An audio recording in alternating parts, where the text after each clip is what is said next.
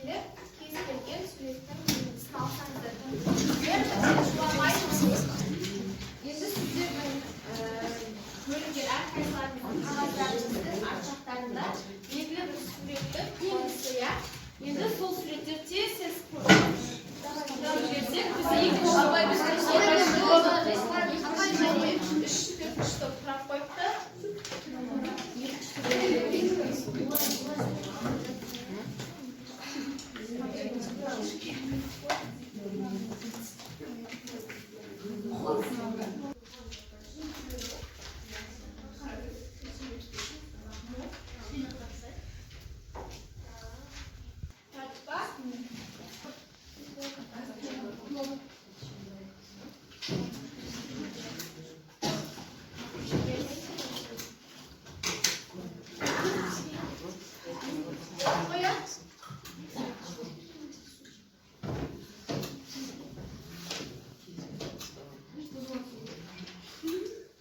Қазір салсаңыздар, әр суретте бізде мұнда 4 сурет құралу керек. Құралдық қоя. Енді бұл енді байқаймыз.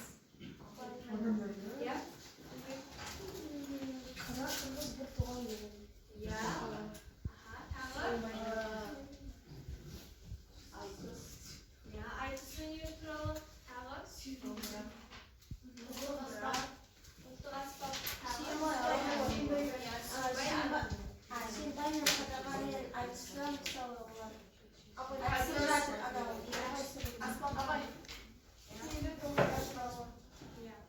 Яғни бұл сіздердің тірек сөздеріңіздің барлығы бүгінгі біздің тақырып айтысы сабағын жалғастыра білеміз. Сабағымызды бастамас бұрын біз бір-бірімізге жақсы тілектер және тілектер. Ал мен бастаймын. Мен бірінші топқа сіздерге бүгін сан жағынан аз болсаңыз да жоғары сапа көрсетіңіздер бүгінгі сабақта және әрқайсыларыңыз ең жоғары деген балды алуларыңызға тілектеспін. Енді осы тілектің жалғасын сіздер келесі топқа айтсаңыздар. Біз екінші топқа сәттілік және тапсырмалар орындағанда оңай орындалуын қалаймыз. Сабаққа жақсы қатысуына, жоғары балл алуына тілеймін.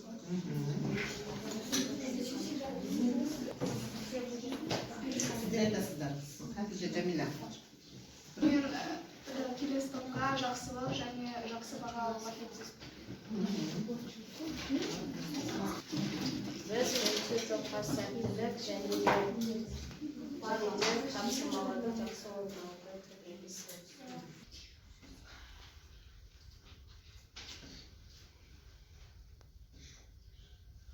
Біз мазмұнын барлығын игердік. Үй тапсырмасы тексеру мақсатында біз былай жасаймыз. Әр топтан 3 сұрақтан дайындаймыз. Осы сүймаймен қатарған айтысына қатысты және топ арасында сол сұрақтардан алмасамыз. Сұрақ дайындауға 2 минут уақыт беріледі. Тез уақытын сүймей пайдаланып сұрақтар дайындаймыз.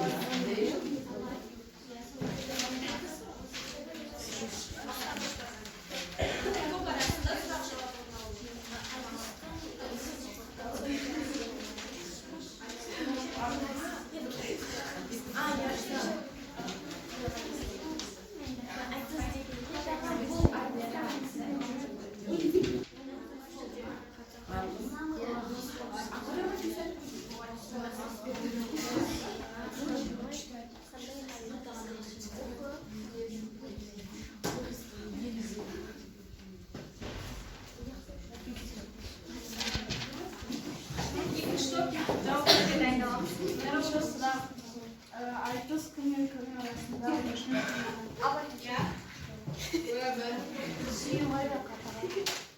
келесі сұрақ. Қатаған айтыста несімен мақтану орын?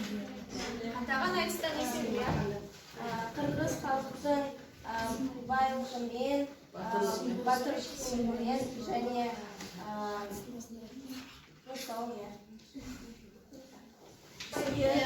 Үшінші топтың назарынан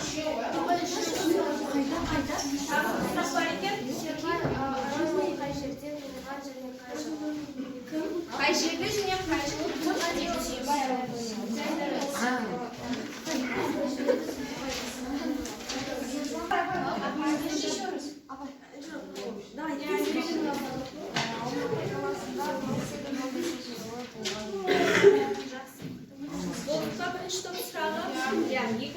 сұрағын үшінші топ жауап беретін болады. Айтыс нәтижесі немен аяқталды?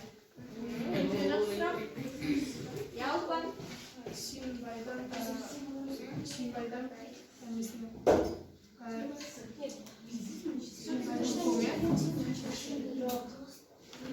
Немен аяқталды? Екінші сұрақ. Айтыс дегенне және айтыстың түрлерін айтыңыз. Айтыс дегеніміз не? Айтыстың түрлері. Езада.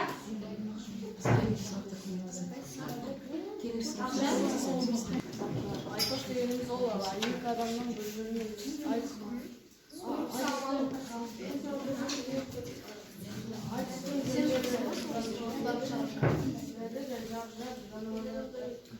Адамдардың айтысы, адамдардың айтысы, жұмбақ айтысы. Жауап берді. Келесі сұрақ. Ардана. Үшінші топ тыңдаймыз.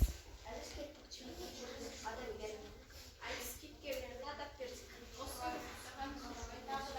Жәмила. Иә, тағы. Батыша.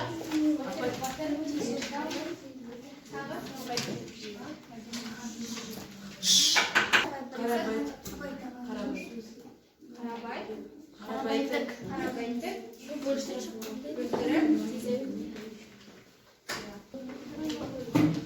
Сөз құдіретімен ерекшеленген ақын. Сөз құдіретімен ерекшеленген ақын. Сүйінбай. Бірауыздан Сүйінбай. Келесі. Тиісті сұрақтарымызды оқимыз. Төртінші топқа.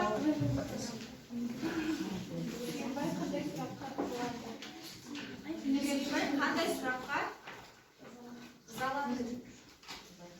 Қандай сұраққа ма?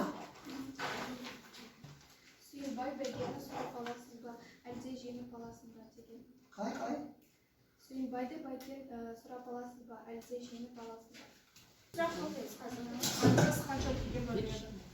Айтыстың түрлерін айтыңыз.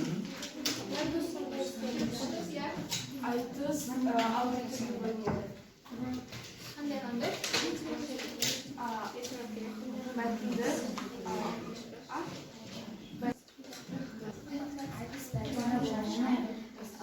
Жануар мен адамның айтысы, өлі және тірі айтысы, жұмбақ айтысы және салт айтысы, қыз бен жігіттің айтысы, немесе ақындардың айтысы. Сұрақ. Үшінші топ. 30 сұрақтарыңыз аяқталды ма? Онда төртінші топтың сұрақтарына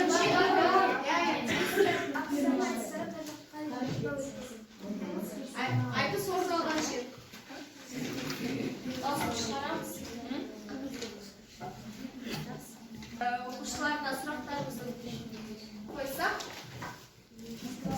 Қатаған ертең Сүйінбайды мақтаншақ деп атаған немесе ойлаған. Дариға. Себебі қатаған өзінің қырғыз еліндегі байлығымен және өзінің батырлығымен Дамира, ал жауап дұрыс па? Келесі сұрақ. Сүйінбайдың туралы басында айтты. Сүйінбайдың алғашқы сөзі. Оның алғашқы сөзі ол бірінші сәлем берді. Иә. Сұрақ. Сүйінбай қатаған не себепті мақтауға бастаған? Иә, Дана. Ол қатаған ол өзінің елімен, жерімен және елінің байлығымен мақтанды. Жауап дұрыс па?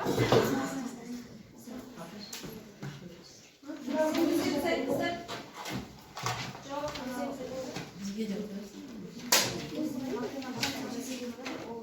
Сүйінбай өз елін мақтай бастаған сондықтан өзі мақтана бастады. шығарманың мазмұнын қайталап алдым. Олай болса сіздердің алдарыңызда әр топқа бір кесте берілген, иә. Ол жерде оқиғалар тізбегі ретсіз орналасқан, соны білетін тез жандарды осы орынға жазып шығамыз цифрмен.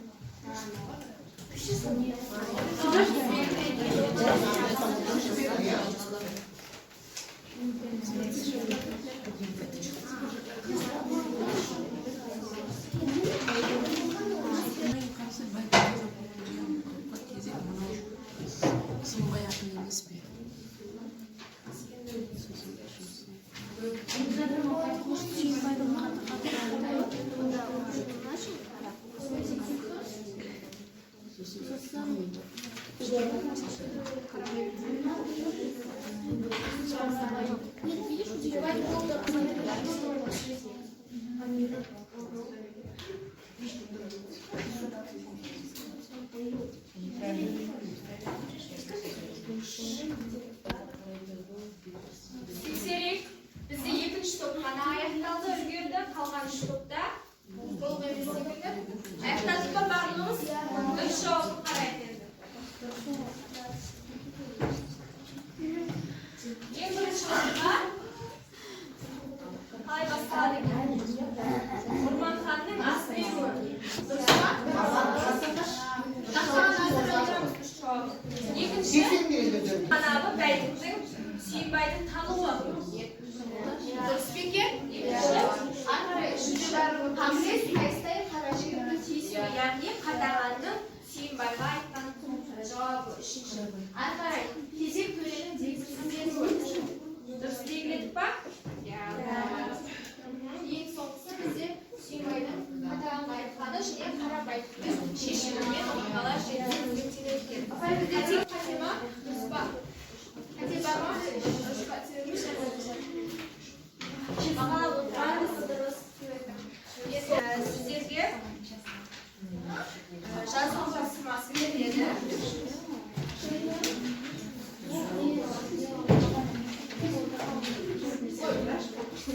Назар аударайық, тапсырманы ұсынып аламыз. Бәріміз қараймыз, назарларыңыз алдарыңызға сіздерге бір қағаз берілді. Әр топтан осы әңгімені жалғастырып, айтыс өтетін орынды, оның өту барысы немесе онда кейіпкерлердің сипатын жаңағы оқиға желісін өзгертіп жалғастырамыз. Дискриптор бойынша айтыста оқиға желісіне өз көзқарас тұрғысынан өзгеріс енгізесіздер және көркемдегіш құралдарды пайдаланасыздар. Кем дегенде екеу болу керек және айтыстың өту барысын, айтыскерлер көңіл күйін, айтыстан кейінгі сәтті жалпы сипаттап жазасыздар. Жазу мәтіні өздеріңізге қарай, қара сөзбен немесе өлең шығарсаңыздар да өз еріктеріңізге. Әр топтан бір оқиға шығу керек. Топтық жұмыс ой тұрғысынан жетіп жазу керек боласыздар, дамытып жазу керек. Сіздерге берілетін уақыт 5 минут.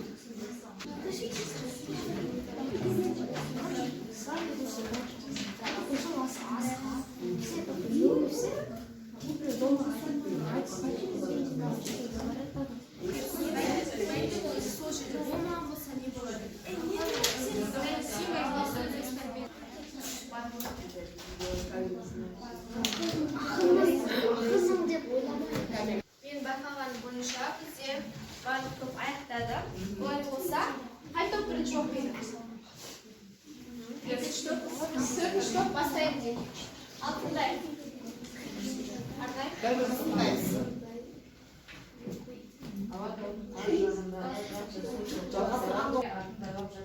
Сол кезде Сүйінбай келді.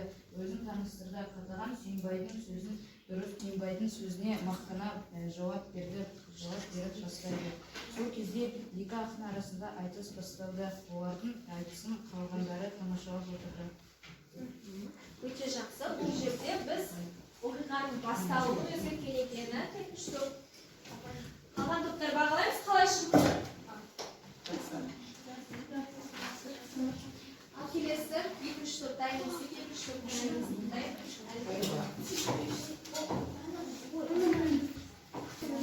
деген ақындардың арасындағы айтыс. Ассалаумағалейкум, сәлем берді бауырлас қырғыз елі сағынкендер.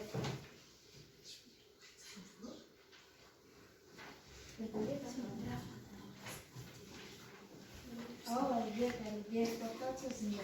Ақын әлбек болысын мен тұрғанда өзінде мен атын бөліп бетімнен дәуен.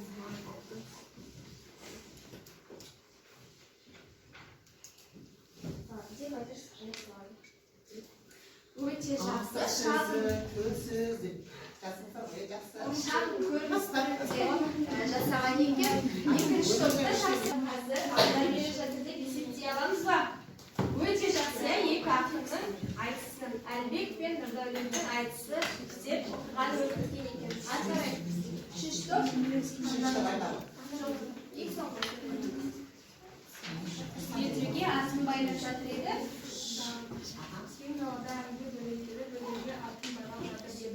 Қазақ ақыны Сүйінбай қырғыз ақыны қатаған да осы асқа келсек. Сүйінбай мен қатаған әркімнің зеріне мақтан байрауымен мақтана бастайды. Әркім бір-бірін мақтаншақ деп мазақ етеді. Сонда ешкім жүрмейді себебі мақтаншақ жасылыққа сәпен жүрмейді. Түсіндік па? Соңғы пиштік. Айттық Сүйінбайды тапқысы. Сүйінбай мен қатаған арасында айтыс болмас еді. Сүйінбай асқа келіп, жақсы уақытты көздереді. Қатаған Сүйінбайды танымай, оны менсінбей еді және Сүйінбай мен қатаған айтыс болмайды және ол мақтанып жүреді. Байтөбет танымаған болса, бұл айтыс орын алмас еді. Сонымен Сүйінбай мен Қатағай бір-бірін танымай, екі жаққа кететін еді дейді. Жиын айтыссыз өтетін еді деп жалғастырған екен. Жалпы бұл тапсырма бойынша менің көзіме түскен екінші топ, одан кейін үшінші топтың, төртінші топтың оқиғалары өте жақсы болды. Енді біраз шаршаған шығармыз, иә? Орнымыздан барлығымыз тұрайық, оянайық. Енді барлығымыз өздеріңіздің алдыларыңызда тұрған адамға басты жасаймыз.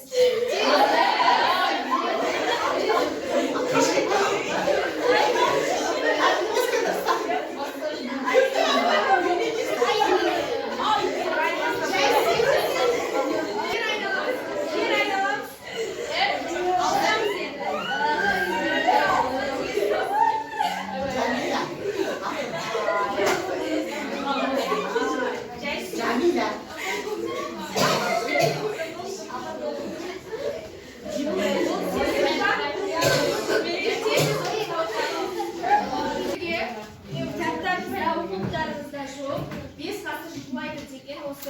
жыраулардың кітабынан алынған қызықты дерекпен бөліскім келіп тұр. Осы Сүйінбай мен Қатаған айтысына қатысты. Тыңдап алайық, ол болашақта өздеріңізге керек болады. Академик Мұхтар Әуезов Сүйінбайдың айтыстан өнерін аса жоғары бағаламай екен. Оны айтыс өнерінің алтын діңгегі деп атаған. Сүйінбай сан түрлі саңлақ ақындармен айтысқан, соның бәрін жеңген. Әсіресе Сүйінбай мен Қатағанның айтысы адам таңғаларлық ерекше айтыс қой. Мені алғаш рет қырғыз еліне таныстырған осы айтыс есімде көп жырладым деп Жамбыл жазушы Сапарғали Бегалик айтқан естелігінде айтқан екен. Яғни Жамбыл бәріміз білеміз Сүйінбайдың шәкірті болып келеді. 1937 жылы Жамбыл Жабаев Қырғыз ғылым академиясының ғылыми қызметкерлерінің өтініші бойынша Сүйінбай мен Қатаған айтысының толық текстін жаздырған екен. Яғни бізге бұл мәтіннің бізге жетуі керей Жамбыл Жабаевтың әсерімен екен. Фрунзенің ғылыми архивінде сақталған бұл қолжазба 98 беттен тұрады. Толық-нұсқасы араб әрпімен жазылған сыртқы мұқабасында Сүйінбай ақынның қырғыздың атақты ақыны Қатағанмен айтысқаны деген жазу бар екен, және барлығы 4472 тармақтан тұрады. Жамбыл жаздырған бұл материалдың тарихи маңызы зор, бірақ ақынның жылдам айтуына ілесе алмағандықтан көшірімші жолдас өлеңнің ұйқасы мен ырғағын, мазмұн бірлігін бірыңғай сақтай алмаған, шалағайлық үстірттік жіберген еді. Яғни бұл айтыс жазбадан да көп болғанын байқаймыз, иә? Сүйінбай мен Қатағанның айтысын Жамбылдан басқа Кенен, Үмбетәлі, Өтеп, Өмірзақ, Арғынбай, Қарабек, Мақыш, Шүкітай секілді белгілі жетісу ақындары да жатқа білген екен. Білдік па? Қызықты ақпаратты. Не айтылған екен бұл жерде? Мұхтар Әуезовтың. Тағы? Жамбыл Жабаев Сүйінбайдың шәкірті болған. Тағы қандай ақпарат білдік?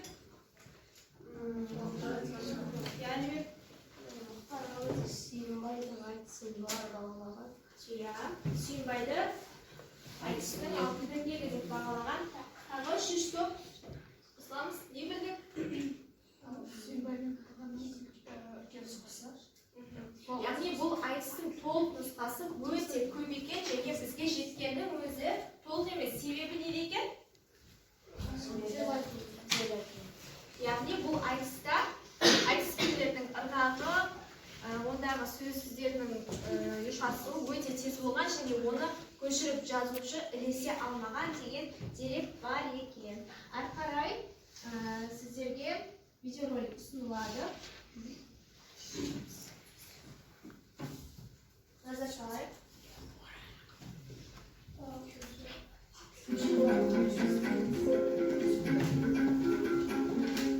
Assalamualaikum salam derdim. Mübarek yüzlerinde kara gördüm. Adakta aşkı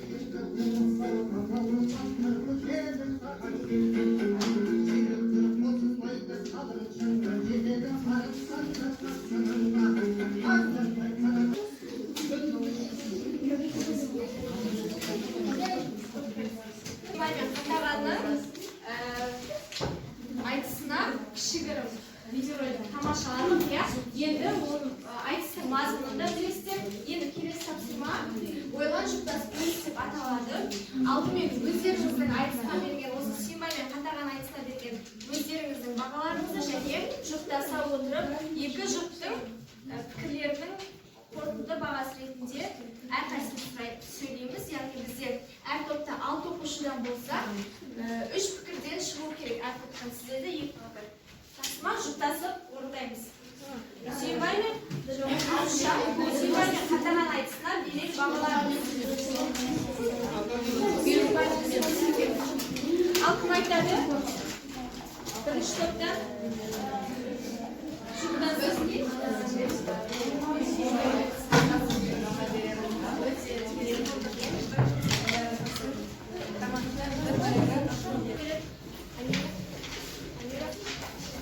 Мен үшін әркез айтты өтті Сүйінбай сөз құдіретімен ерекшеленіп, айтысын менімен аяқтады. келесі үшінші топ. Ақжан, Ерзада. Ойге ve hayatımda acısı. Ondan